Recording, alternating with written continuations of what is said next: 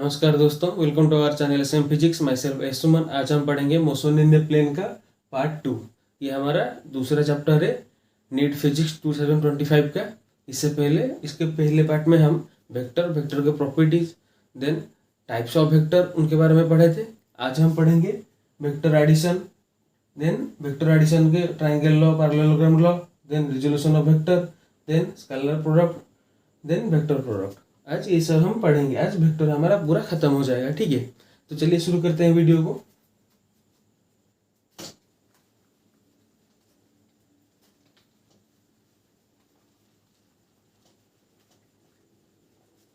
First हम जानते हैं angle between vectors.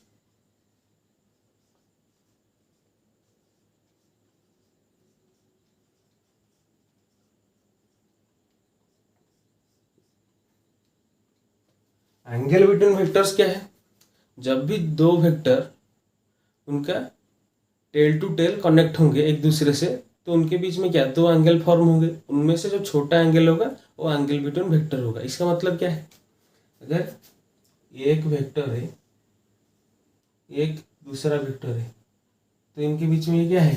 Angular vector? नहीं, ये नहीं है। क्यों? क्योंकि यहाँ पे टेल टू टेल कनेक्ट नहीं है। अगर ये एक वेक्टर है और ये एक वेक्टर है, तो इनके बीच में ये एंगल बिटवीन वेक्टर है। क्यों? क्योंकि यहाँ पे ये टेल टू टेल कनेक्टेड है, ठीक है। देन अगर ये ऐसे है, ऐसे, ये एक वेक्टर है, ये एक वेक्टर है, ये क्या है? उनके बीच में एंगल बिटवीन वेक्टर। ये वाला एंगल नहीं है, ठीक है। यहाँ पे ये वाला एंगल नहीं है, ये छोटा वाला एंगल, बड़ा वाला एंगल नहीं है। तो एंगल बिटवीन वेक्टर्स क्या है? When two vectors placed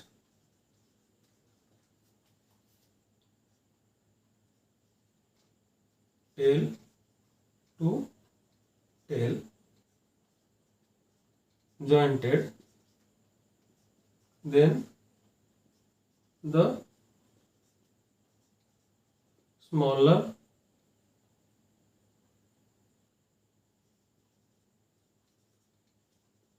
angle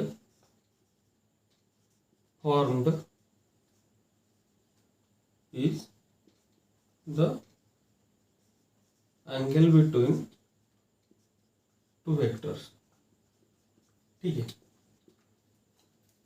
अगर यहाँ पे एक वेक्टर है, ये यहाँ पे डिस्प्लेस होता है, तो इसमें कोई चेंज नहीं होगा। अगर आपको पूछा है ये एक वेक्टर है, ये एक वेक्टर है, तो यहाँ पे हम एंगल कैसे निकालेंगे? तो इसको यहाँ पे डिस्प्लेस करेंगे, मतलब नीचे वाला वेक्टर यहाँ है, इसको यहाँ पे ले आते हैं। इससे इस वेक्टर में कोई चेंज नहीं होगा, तो इसमें एंगल बिटवीन वेक्टर ये आ गया, ठीक है।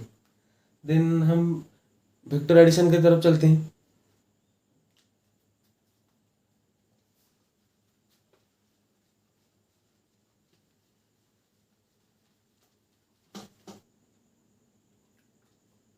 अभी हम जानते हैं वेक्टर एडिशन के बारे में। तो वेक्टर एडिशन क्या है? दो या फिर उससे ज़्यादा वेक्टर जब ऐड किए जाए, तो वहाँ पे जो प्रोड्यूस होगा नया वेक्टर, वो अकेला वेक्टर उतना इफेक्ट देगा जितना वो इंडिविजुअल वेक्टर मिलके इफेक्ट देते हैं, ठीक है। तो वेक्टर एडिशन के कुछ कैरेक्टरिस्टिक्स हैं। फर्स्ट क्या है कि एक वेक्टर हमेशा दूसरे वेक्टर के साथ ही ऐड होगा। दूसरा कैरेक्टर क्या है, कैरेक्टरिस्टिक, कि दो वेक्टर जो ऐड होंगे तो उसका रिजल्ट हमेशा वेक्टर ही होगा। देन तीसरा प्रॉपर्टी क्या है कि वेक्टर एडिशन कम्यूटेटिव होगा। कम्यूटेटिव मतलब ये A vector plus B vector equal to B vector plus A vector, ये क्या है? कम्यूटेटिव है। देन चौथा प्रॉपर्टी क्या है? वेक्टर एडिशन एसोसिएटिव होगा। एसोसिएटिव मतलब क्या? मैथमेटिक्स के हिसाब से ये प्रॉपर्टी ऑफ बाइनरी ऑपरेशन है, मतलब एक्सप्रेशन को आप कैसे भी रीअरेंज कीजिए उसका रिजल्ट सेम रहेगा। मतलब यहाँ पे एक एक्सप्रेशन है ए plus B vector plus C vector, ठीक है। तो इसका वैल्यू जो होगा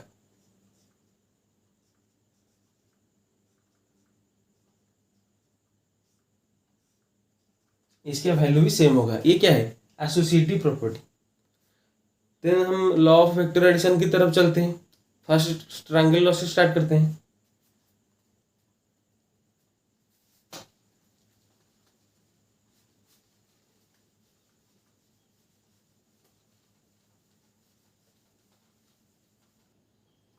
triangle law, what is triangle law? अगर हम दो वेक्टर को एक ट्रायंगल के दो साइड की तरह कंसीडर करें जो कि सेम डायरेक्शन में लिया गया हो, सेम ऑर्डर में, सेम डायरेक्शन में सेम ऑर्डर में लिया गया हो, तो उनका रिजल्टेंट क्या होगा? उस ट्रायंगल का तीसरा साइड जो कि ऑपोजिट ऑर्डर में हो उन दोनों से। ठीक है, इसका मतलब क्या है? अगर ये एक वेक्टर ए है, ये एक वेक्टर बी है, ठीक है, तो ये दोनों क्या है? सेम ऑर्डर में है, तो इनका रिजल्टेंट क्या होगा? तीसरा साइड जो कि उनसे ऑपोजिट ऑर्डर में है। ठीक है, ये इस ऑर्डर में, फिर इस ऑर्डर में, मतलब सेम जा रहे थे, ये क्या है? इनके ऑपोजिट आ गया, तो ये आ गया इनका रिजल्टेंट वेक्टर। अगर ये ओ पी क्यू है, तो ये जो ओ क्यू क्या है? Resultant vector. तो ओ क्यू क्या है? O P plus P Q, O P plus P Q vector. तो ओ पी वेक्टर क्या है? ए वेक्टर है, ये क्या है? बी वेक्टर है, ये क्या है? Resultant vector. ये क्या है? Triangle law of vector addition. ठीक है, if two vectors can be represented both in magnitude and direction, ये एक दो वेक्टर है by two sides of the triangle taken in same order. ये देखिए, ये दोनों सेम ऑर्डर में लिया गया है, then their resultant is represented completely both in magnitude and direction by the third side of the triangle taken in the opposite order। ये आ गया अपना रिजल्टेंट। ठीक है, देन हम parallelogram law of vector addition की तरफ चलते हैं।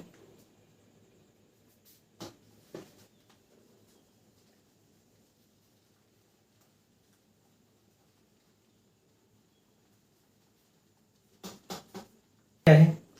What is parallelogram law of vector addition? अगर हम दो वेक्टर को एक पैरेललोग्राम के दो साइड में कंसीडर करेंगे और दोनों ही एक कॉमन पॉइंट से निकला हुआ है, तो उनका रिजल्टेंट क्या होगा? वो डायगोनल पैरेललोग्राम का जो कि उस पॉइंट को पास कर रहा है। ठीक है, जैसे कि ये एक पैरेललोग्राम है, तो यहाँ पे एक वेक्टर ए है, ये वेक्टर बी है, दोनों एक कॉमन पॉइंट ओ से निकले हैं। ठीक है, तो यहाँ पे इन दोनों का रिजल्टेंट क्या होगा? ये डायगोनल जो कि इसी पॉइंट से पास कर रहा है। ठीक है, तो ये क्या आ जाएगा? R equal to A plus B, ये आ गया resultant A and B vector का। ठीक है, तो पैरेललोग्राम लॉ क्या है? If two vectors can be represented both in magnitude and direction by the two adjacent side of a parallelogram drawn from a common point, मतलब दो vector जो common point से निकले हुए हैं, then their resultant is completely represented both in magnitude and direction by the diagonal of the parallelogram passing through that point। इस point से जो डायगोनल पास करेगा वो उनका रिजल्टेंट होगा। ठीक है, ये आ गया parallelogram law of vector addition. Then polygon law of vector addition की तरफ चलते हैं। ठीक है,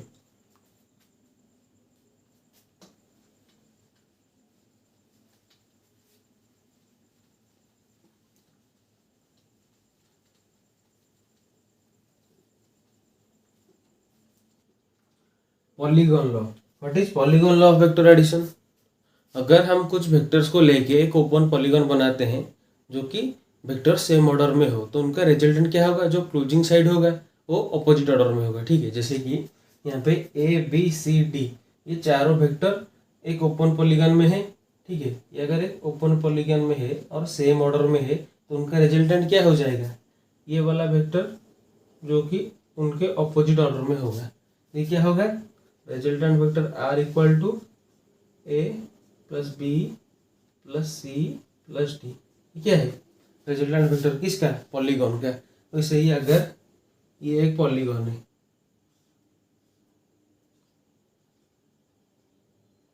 ये सब सेम ऑर्डर में, तो उनका रिजल्टेंट क्या होगा? ये ऑपोजिट ऑर्डर में क्लोजिंग सेट। ठीक है, ये क्या है? Polygon law. If A number of vectors can be represented both in magnitude and direction by the sides of an open polygon। ये ओपन पॉलीगॉन में वेक्टर्स सेम ऑर्डर में होंगे। ठीक है, then their resultant is represented both in magnitude and direction by the closing side of the polygon taken in the opposite order. तो इनका resultant क्या होगा, ऑपोजिट ऑर्डर में लिया गया होगा, ठीक है। यहाँ पे ए बी का रिजल्टेंट क्या होगा, ये होगा A plus B vector. A B C का रिजल्टेंट क्या होगा,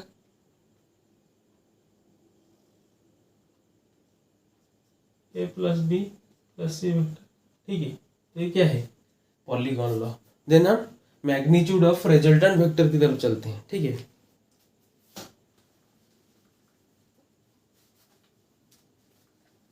मैग्नीट्यूड ऑफ रिजल्टेंट वेक्टर क्या है, देखते हैं।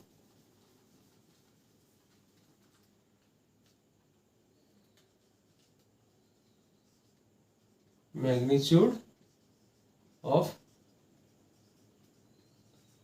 Resultant vector,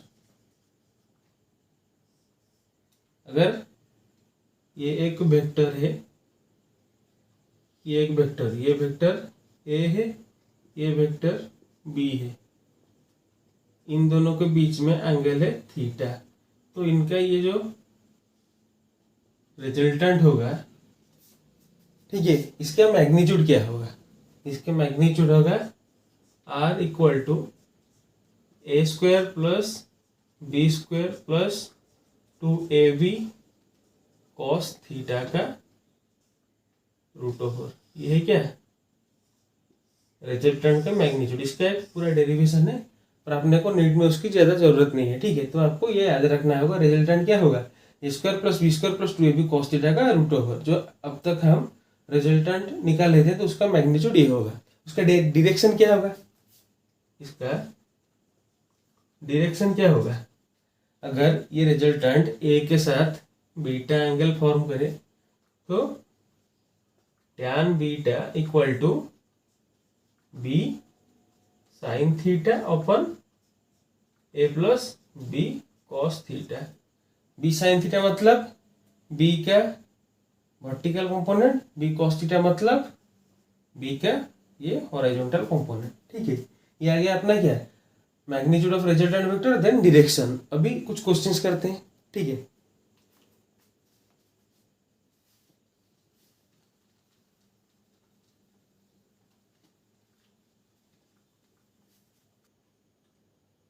Here comes question number 1. Two forces whose magnitude are in the ratio 3:5 given a resultant of 28 Newton. If the angle of their inclination is 60 degree, find the magnitude of each force. तो यहाँ पे दोनों force का ratio दिया हुआ है, resultant दिया हुआ है, एंगल ऑफ इंक्लिनेशन दिया हुआ है, निकालना क्या है अपने को, दोनों फोर्स को निकालना है। तो फोर्स क्या है, वेक्टर है, तो यहाँ पे 3:5 को हम क्या ले लेते हैं, let a equal to 3x, b equal to 5x, ठीक है।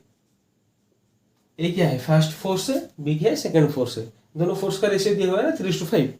तो अपने पास क्या है, एंगल ऑफ इंक्लिनेशन में थीटा है, यहाँ पे थीटा 60 डिग्री है, रिजल्टेंट भी दिया हुआ है क्या 28। तो मैग्नीट्यूड ऑफ रिजल्टेंट में हमने रिजल्टेंट का फॉर्मूला क्या पढ़ा था, R equal to A square plus B square plus 2ab cos theta का रूट ओवर, ठीक है। तो यहाँ पे ए स्क्वायर मतलब 3x का स्क्वायर, बी स्क्वायर मतलब 5x का square, then 2ab 2 into 3x into 5x cos theta कितना है, कॉस 60 डिग्री, ठीक है, रूट ओवर ये कितना है आर। लास्ट में आर का वैल्यू पुट करेंगे, ठीक है, इसे सॉल्व करने के बाद। देन 3x का स्क्वायर कितना आ जाएगा, 9x स्क्वायर प्लस 5 का 25x स्क्वायर। यहाँ पे कितना आ गया, कॉस 60 क्या है 1/2 है, तो 2 कैंसिल हो गया, कितना रह गया प्लस 15x स्क्वायर। तो टोटल कितना आ गया 25 प्लस 9 प्लस 15, ये गया 49x स्क्वायर। तो 49x स्क्वायर का रूट ओवर क्या आ जाएगा, 7x आ जाएगा। तो r इक्वल टू 7x मतलब क्या, 28 इक्वल टू 7x। इसका मतलब x कितना है 4, तो फास्ट फोर्स कितना होगा, एफ है जो फास्ट फोर्स है वो कितना होगा 3x, मतलब 3 इंटू 4 इक्वल टू 12 न्यूटन। सेकेंड फोर्स कितना होगा 5x, 5 इंटू 4 20 न्यूटन। आ गया अपना दोनों फोर्स आंसर। ठीक है, देन नेक्स्ट क्वेश्चन की तरफ चलते हैं।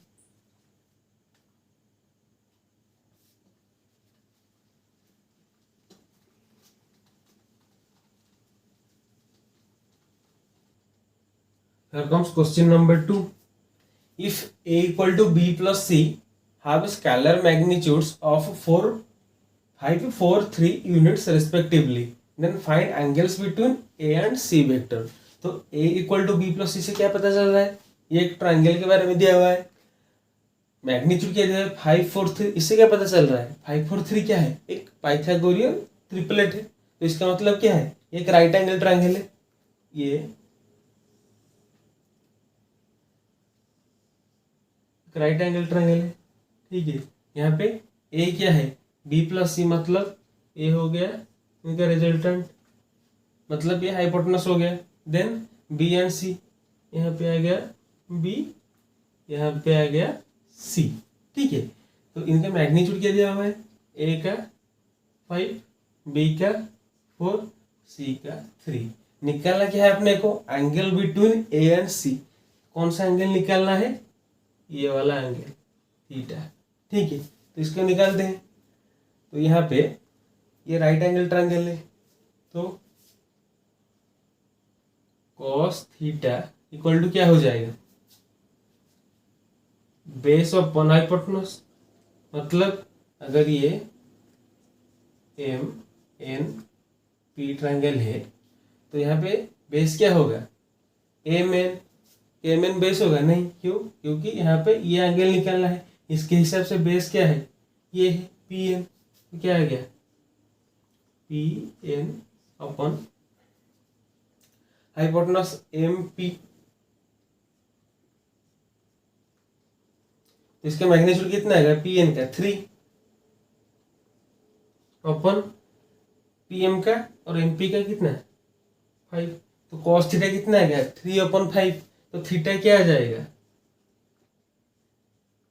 Cos inverse 3 upon 5। कॉस के कौन से वैल्यू 3, कितने डिग्री पे 3.3 अपॉन 5 आ गया वैल्यू 53 डिग्री पे। तो ए और सी के बीच में एंगल क्या है 53 डिग्री। ठीक है, देन नेक्स्ट क्वेश्चन की तरफ चलते हैं।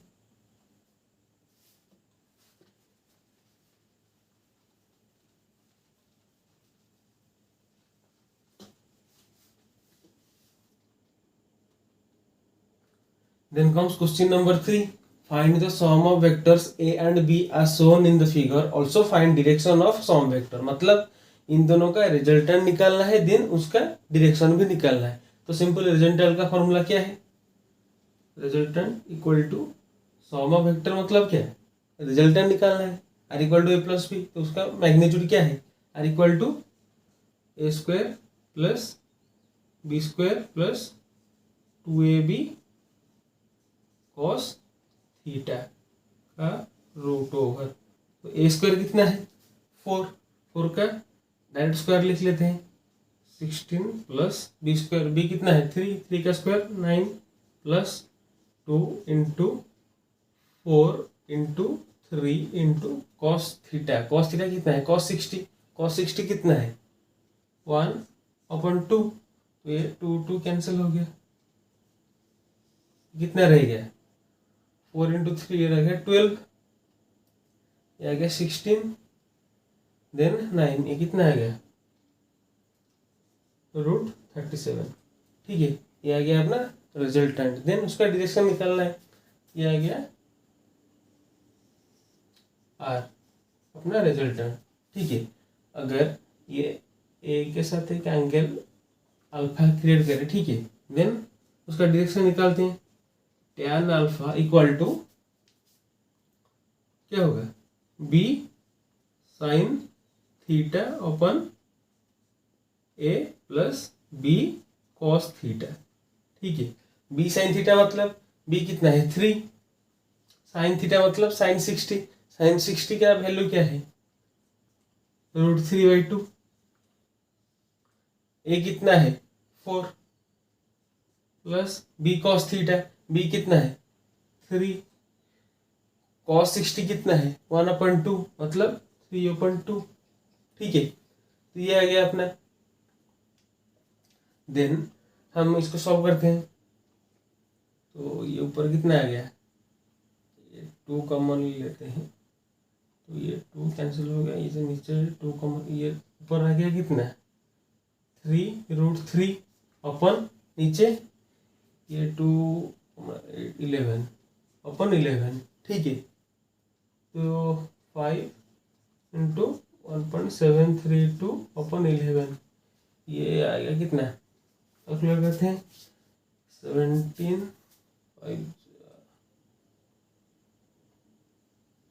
ये नियरली 0.472 आएगा, ठीक है। इसको हम सॉल्व करेंगे तो इतना ही लगभग आएगा, ठीक है। तो 0.472 कितना है tan अल्फा, तो अल्फा क्या होगा tan इनवर्स 0.472, ठीक है। तो ये लगभग 25 डिग्री आएगा, ठीक है। इतना टॉप कैलकुलेशन नहीं देगा, इससे आसान कैलकुलेशन देगा, बट इस तरह का क्वेश्चन आएगा, ठीक है। देन हम जानते हैं रिजोल्यूशन ऑफ वेक्टर, ठीक है।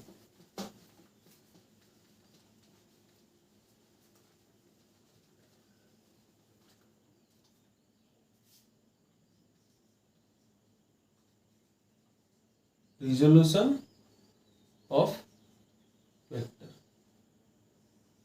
अगर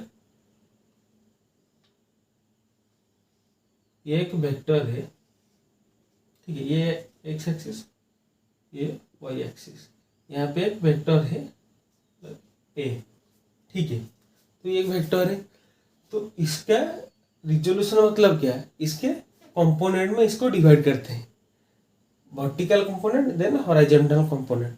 तो इस डायरेक्शन में इसको ए के बदले आर ले लेते हैं ताकि आसानी होगी, आर मतलब रिजल्ट, ठीक है। आर, ये आर वेक्टर है तो इसका एक्स के डायरेक्शन में कंपोनेंट क्या होगा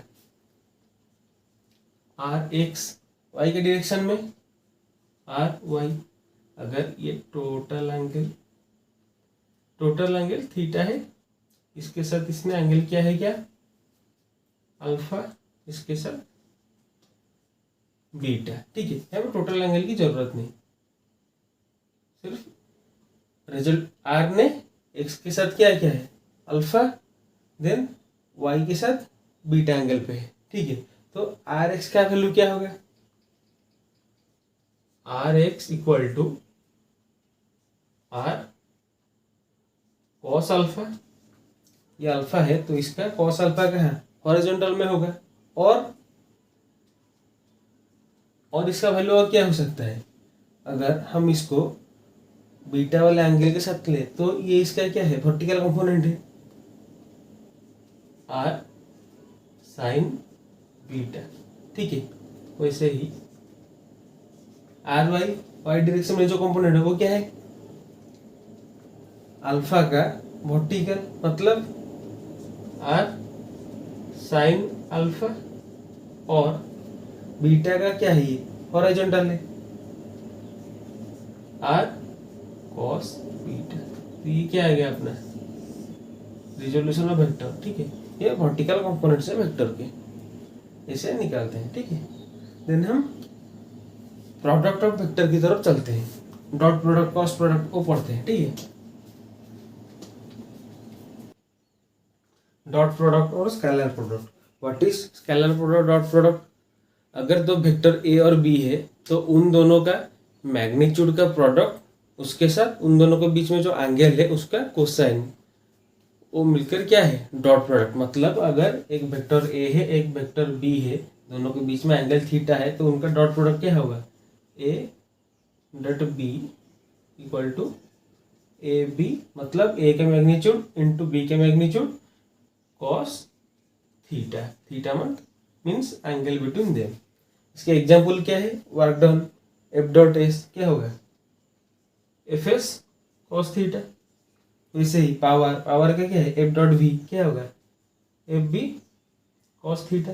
ये क्या हो गया अपना स्केलर प्रोडक्ट और डॉट प्रोडक्ट, इनके कुछ प्रॉपर्टीज और इंपॉर्टेंट पॉइंट्स जानते हैं, ठीक है।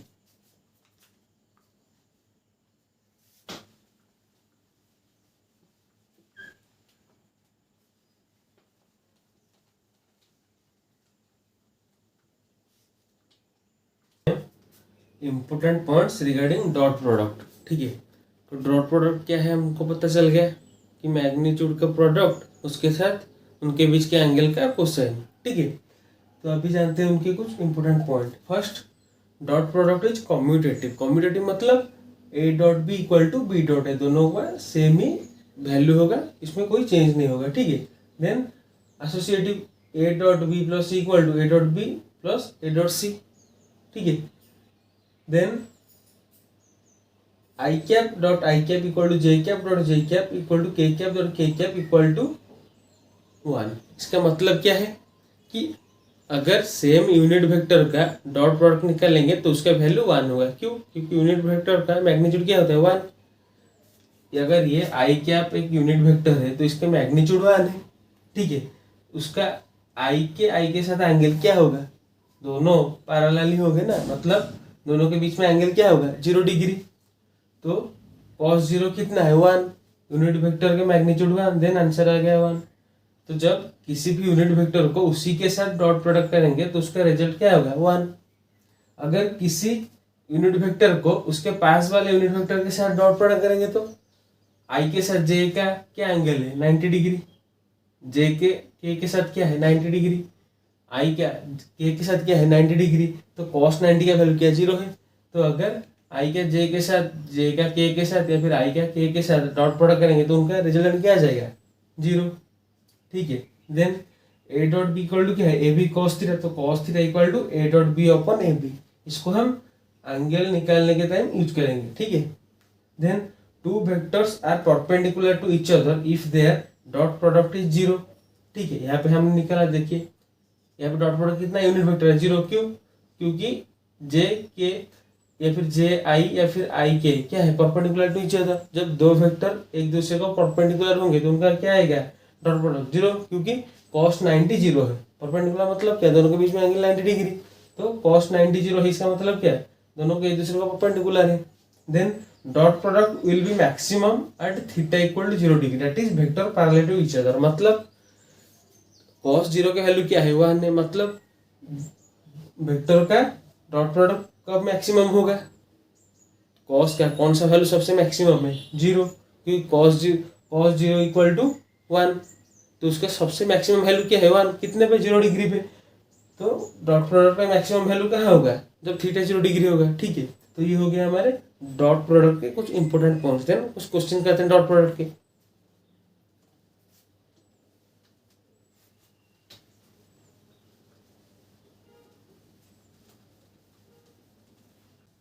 Here comes first question of dot product. Find the component of vector a plus b along x axis.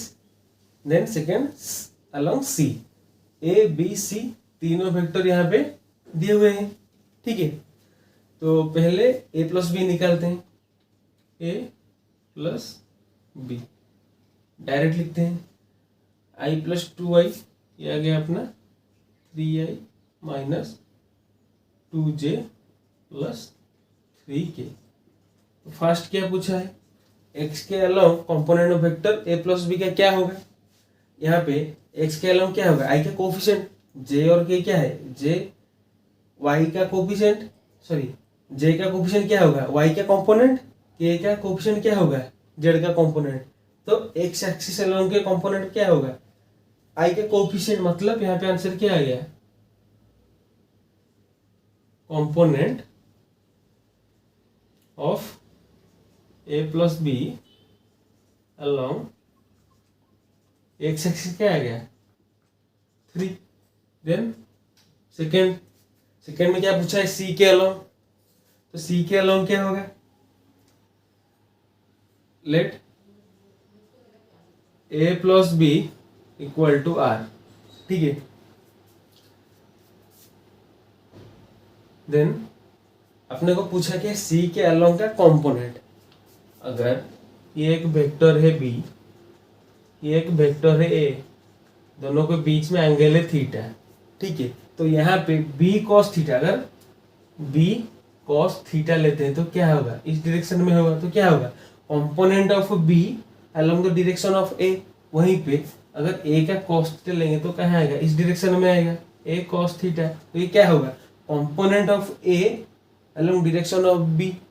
तो यहाँ पे component of A plus B along C क्या होगा, आर कॉस थीटा, क्योंकि हमने यहाँ पे आर कंसिडर किया है, ठीक है। तो ए प्लस बी को आर ले लेते हैं तो सी के अलोंग का क्या हो जाएगा, R cos theta is the component along C. R cos theta का वैल्यू निकालते हैं, R dot C equal to R C cos theta. तो आर कॉस थीटा को एक तरफ ले आते हैं, R cos theta equal to R dot C upon सी।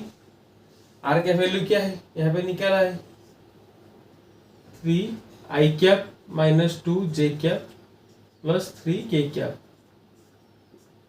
सी का वैल्यू क्या है, आई कैप प्लस जे कैप अपन सी का मैग्नीट्यूड। सी का मैग्नीट्यूड क्या है, यहाँ पे 1 है, यहाँ पे 1 है, यूनिट वेक्टर है दोनों, सिर्फ 1 का स्क्वायर प्लस 1 का स्क्वायर का रूट ओवर। तो ऊपर ही कितना आ गया, 3 I cap into I cap कितना आ गया 3। क्यों, क्योंकि आई cap into I cap unit vector का डॉट प्रोडक्ट क्या है 1, तो ये कितना रह गया 3 minus 2 J cap into J cap कितना रह गया 2। के का कोई नहीं है तो कैंसिल हो गया, नीचे कितना आ गया √2, 3 माइनस 1 अपॉन √2। तो आर कॉस्ट का कितना आ गया 1 अपॉन √2। तो component of vector A plus B along C कितना आ गया 1 अपॉन √2, ठीक है। देन नेक्स्ट क्वेश्चन की तरफ चलते हैं।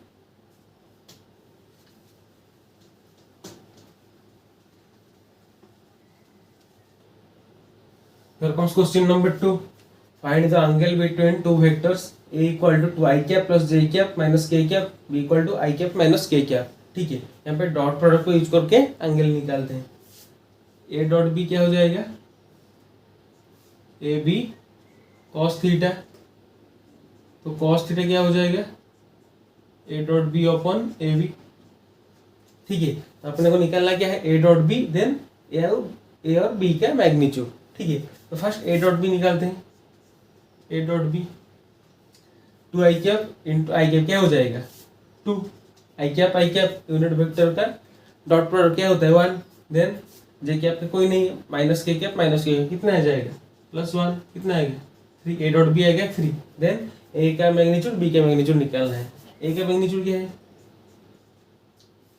2 का स्क्वायर प्लस 1 का स्क्वायर प्लस 1 का स्क्वायर का रूट ओवर, टोटल कितना आ गया √6, ठीक है। देन b का मैग्नीट्यूड यहाँ पे 1 का स्क्वायर प्लस 1 का स्क्वायर के रूट ओवर कितना आ गया √2, ठीक है। तो यहाँ पे वैल्यू पुट करते हैं, a dot b 3 upon √6 into √2, ठीक है। तो इसको सॉल्व करते हैं, ये कितना आ गया नीचे, ऊपर आ गया 3, नीचे आ गया √12, ठीक है। तो 3 को ऐसे लिख के सॉल्व करते हैं, √3 इंटू √3, नीचे कितना आ गया √3 इंटू √4, √3 कैंसिल हो गया, ऊपर कितना रह गया √3, √4 मतलब कितना 2, √3/2 आ गया कितना कॉस थीटा, तो थीटा कितना आ जाएगा कॉस इनवर्स √3/2। कॉस के कौन से डिग्री का वैल्यू √3/2 है 30 डिग्री, तो थीटा कितना आ गया 30 degree, simple answer. Then next question की तरफ चलते हैं।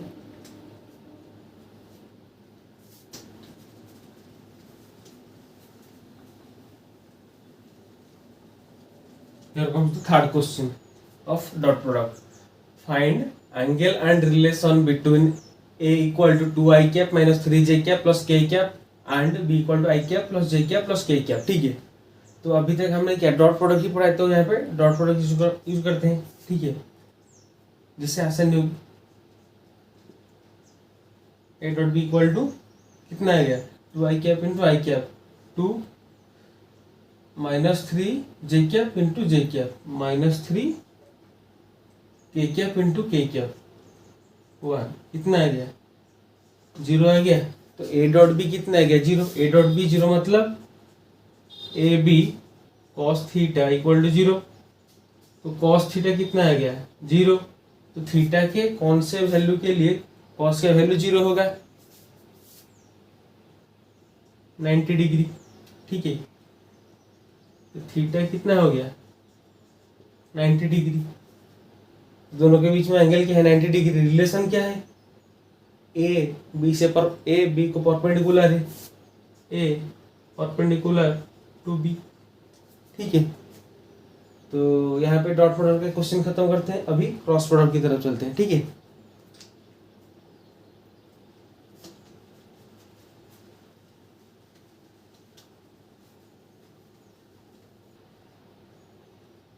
वेक्टर प्रोडक्ट और क्रॉस प्रोडक्ट। तो वेक्टर प्रोडक्ट क्रॉस प्रोडक्ट किसे बोलते हैं, जैसे डॉट प्रोडक्ट था, दोनों वेक्टर के बीच का मैग्नीट्यूड का product then cos of the angle between them.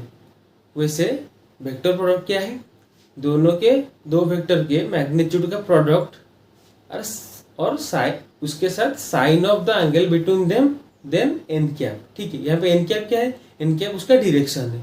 अगर दो वेक्टर ए बी है, उनके बीच एंगल थीटा है, तो ए क्रॉस बी क्या होगा, A B sine theta N cap, ठीक है। जैसे कि एक वेक्टर ए है बी है, उनके बीच एंगल थीटा है, तो उसका क्रॉस प्रोडक्ट क्या होगा, A B sine theta N cap. N cap यहाँ पे क्या है, यूनिट वेक्टर, ठीक है। तो defined vector product defined as vector having magnitude equal to product of magnitude of the two vectors. दोनों के मैग्नीट्यूड का product with the sign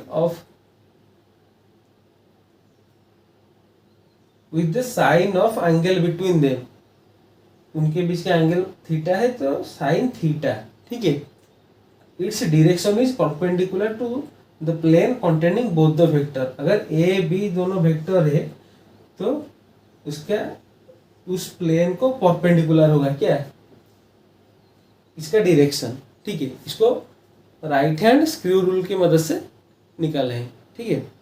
then vector product के कुछ प्रॉपर्टीज जानते हैं, कुछ इंपॉर्टेंट पॉइंट्स।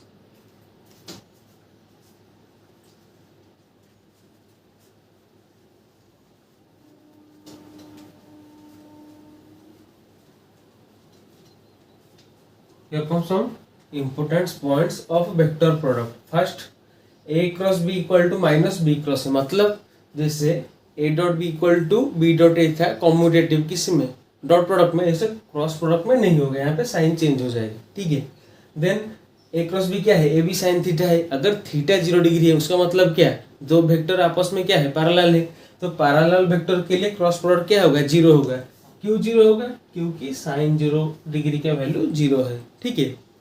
तो आई कैप क्रॉस आई कैप, जे cap cross जे cap, के कैप क्रॉस के कैप क्या होगा, 0 होगा। क्यों, क्योंकि यहाँ पे आई कैप पे बीच में कितना है angle, 0 degree.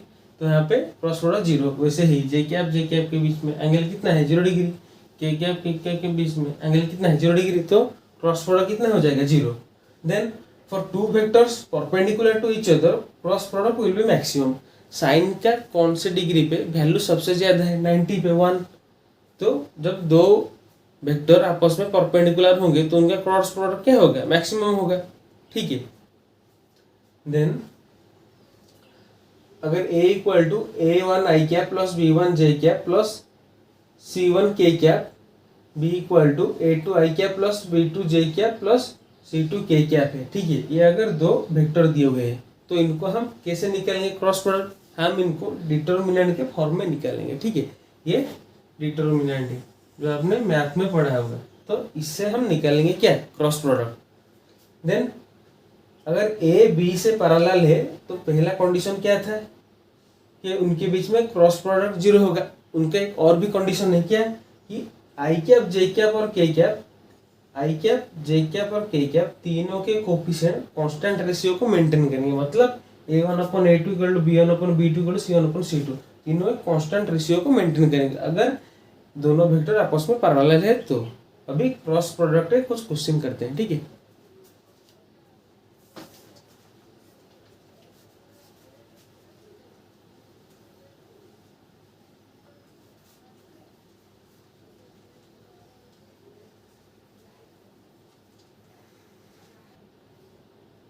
Your come first question of cross product. इस दोनों का क्रॉस प्रोडक्ट निकालना है। फर्स्ट हम डिटर्मिनेंट के फॉर्म में निकालते हैं, देन मैं आपको एक ट्रिक सिखाऊंगा जिससे हम इजीली निकाल सकेंगे, ठीक है। फर्स्ट डिटर्मिनेंट के फॉर्म में निकालते हैं, आई जे देन के, क्या आई के नीचे आ गया 1 2 3, देन यहाँ पे 3 2 1। डिटर्मिनेंट निकालते हैं। फर्स्ट आई कितना आ गया 2 माइनस 6 माइनस जे क्या 1 माइनस 9, देन प्लस के क्या 2 माइनस 6, ठीक है। तो कितना आ गया -4 आई कैप प्लस 8 जे कैप -4 के कैप। डिटर्मिनेंट से निकलना तो सबको आता होगा ना, तो ये मैथ में एकदम इजी है। देन मैं आपको एक ट्रिक सिखाता हूँ जिससे आप आसानी से निकाल सकते हैं। देखिए फर्स्ट हम इनके कोफिशिएंट को 2 बार लिखते हैं। फर्स्ट के 1 2 3, देन 1 2 3, ठीक है। देन इसके कोफिशिएंट को 2 बार लिखते हैं, 3 2 1 3 2 1, ठीक है। देन लास्ट दोनों को काट लेते हैं, ठीक है।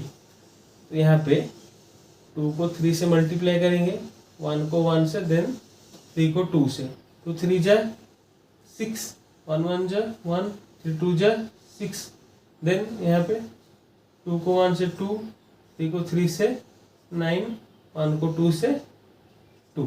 यहाँ पे हम साइन चेंज कर लेंगे, ठीक है। यहाँ पे कितना आ गया 4 आई कैप, यहाँ पे कितना आ गया प्लस 8 जे कैप, यहाँ -6 से दोगे कितना -4 आई कैप, देन 9 से एक गया कितना 8 जे कैप, देन -6 से 2 गया कितना -4 के कैप। दोनों का आंसर सेम आ गया। इसे आप एकदम आसानी से जल्दी कर सकते हैं, ठीक है। देन नेक्स्ट क्वेश्चन की तरफ चलते हैं।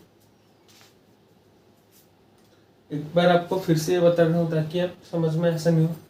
देखिए पहले फर्स्ट वेक्टर के जो आई जे के आप तीनों के कोफिशिएंट है उनको 2 बार लिखेंगे।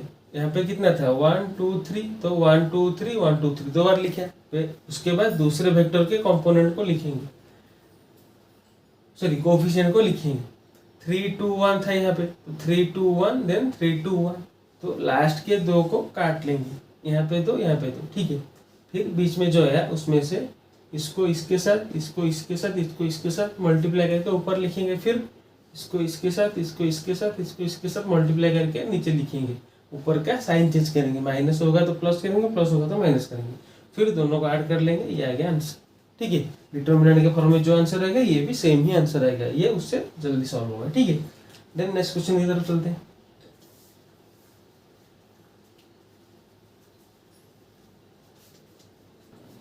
Here comes question number 2. A cross B का mod equal to √3 A dot B, find angle, ठीक है। A क्रॉस B का मॉड क्या है AB sine theta, √3 A dot B मतलब कितना √3 AB कॉस थीटा, ठीक है। AB कैंसिल हो गया, साइन थीटा यहाँ पे कॉस थीटा इस तरफ आ गया, तो कितना आ गया tan theta equal to √3।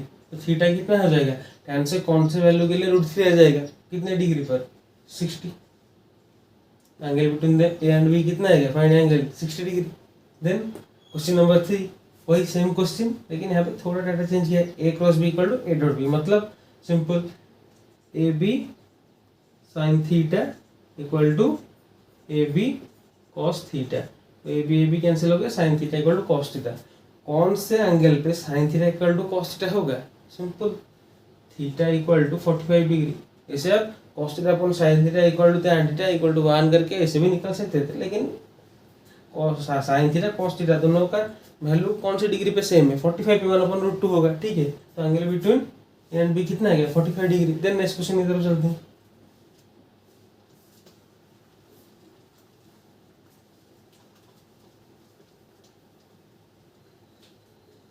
Question number 4 of cross product, find torque.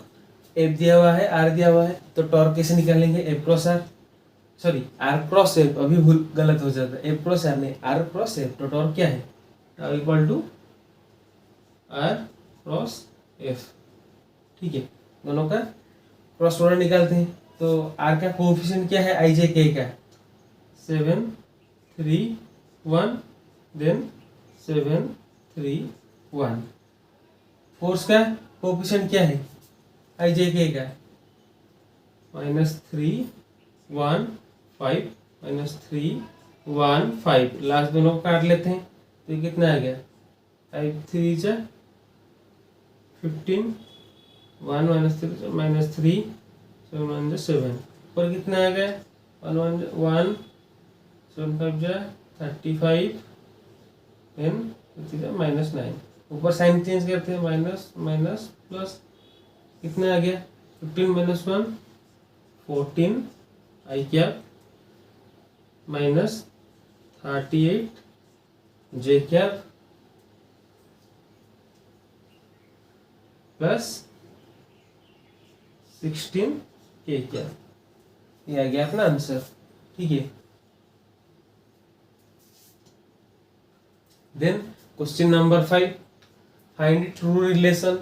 यहाँ पे ऑप्शन दिया हुआ है, इनमें से हम अपने को रिलेशन निकालना है, कौन सा वाला रिलेशन सही है, ठीक है। तो first B plus C equal to F. B कहाँ है? नीचे। ई क्या है? इस तरफ। ये आ गया नीचे, ये आ गया ई इस तरफ। तो इनके रिजल्टेंट क्या एफ इस तरफ होगा? तो नहीं होगा, पहला वाला गलत हो गया। देन दूसरा वाला D plus C equal to F. D कहाँ है? ऊपर। सी कहाँ है? इस तरफ। एफ कहाँ है? इस तरफ। ये भी गलत हो गया, क्योंकि डी और सी, डी प्लस सी का रिजल्टेंट एफ नहीं हो सकता है। Then B plus C equal to F. B कहाँ है? नीचे की तरफ। सी कहाँ है? इस तरफ। एफ कहाँ है? इस तरफ। ये भी नहीं होगा, गलत। Then D plus equal to F. D कहाँ है? ऊपर। ई कहाँ है? इस तरफ। एफ कहाँ है? इस तरफ। तो ये करेक्ट आंसर हो गया, ये हो गया option D correct. Then next question की तरफ चलते हैं।